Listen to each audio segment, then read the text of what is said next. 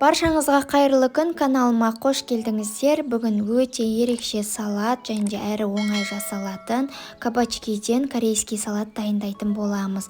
Алдымен барлық көкөністерімізді сыртын ашып, жуып, тазалап алатын боламыз. Одан кейін міндетті түрде бізге терка қажет болады. Кабачкидің сыртын ашымай тазалап жуып теркіден өткізсеңіз де болады. Міндетті емес дәл менікіндей кабачкиді қолдану. Кәдімгі жасыл цукини тәрізді кабачкиді де қолдансаңыз болады. Одан кейін сәбізімізді де дәл осылай теркіден өткізіп дайындап аламыз. Ал пиязымызды тураймыз, жартысын салатқа қосамыз, жартысын алып қоятын боламыз бөлектеу ыдысқа.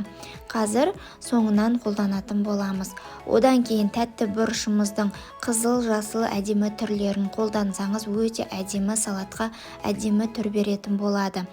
Менде тек осындай жасыл түрі болды, оны да жіңішке етіп турап дайындап аламыз. Және де петрушканы мен пайдаландым, негізі базилик, кинзаны да қоссаңыздар да болады.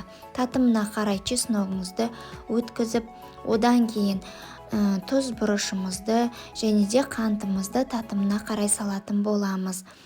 Соңынан араластырғаннан кейін дәмін қарап, тағы да жетпегенін қоссаңыздар болады. Одан кейін міндетті түрде кориандрды қосатын боламыз, оның ұнтақталған түрін қосамыз.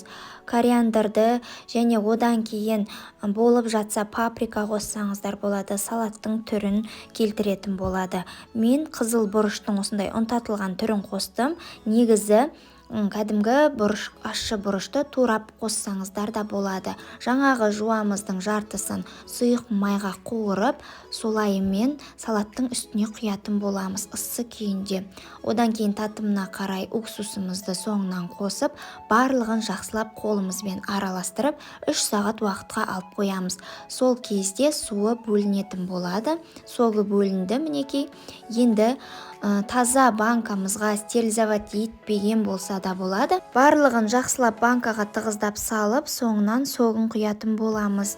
Ал достар, рецепттерім ұнап жатса лайк басып, каналға тіркеліп, қоңыраушаны басып қойыңыздар. Қазақ тілді каналдың дамуына үлесіңізді қосып, достарыңызға да жібере отырыңыздар. Ал менің каналымда бұдан да басқа салаттардың көптеген түрлері бар. Қыстық салаттардың, тәттілердің, басқа да рецепттердің түрлері бар. Міндетті түрде каналға кіріп қарасаңыздар болады. Ал енді кастрюлемізді дайындаймыз. Отқа кастрюлемізді қойып, ішіне осылай банкаларымызды қойып шығатын боламыз.